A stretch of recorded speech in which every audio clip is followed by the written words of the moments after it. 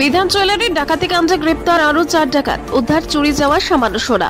22 June দিনে দুপুরের প্রকাশ্যে ডাকাতি ঘটনা ঘটে খিলকার রোডের বিধান জুয়েলারিতে। সশস্ত্র অবস্থায় প্রায় 12 থেকে 13 জনের একটি ডাকাত দল দীর্ঘ প্রায় 1 ঘন্টা সোনার দোকানে ঢুকে ডাকাতির ঘটনা ঘটায়।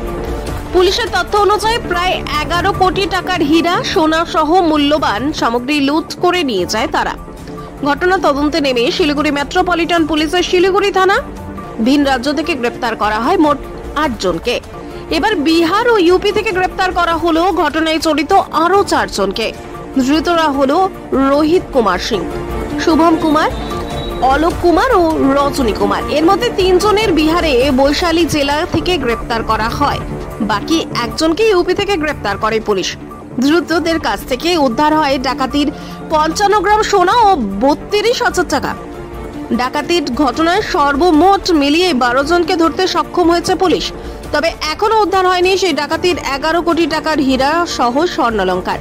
ধৃতদের শুক্রবার শিলিগুড়ি আদালতে পাঠানো হয়।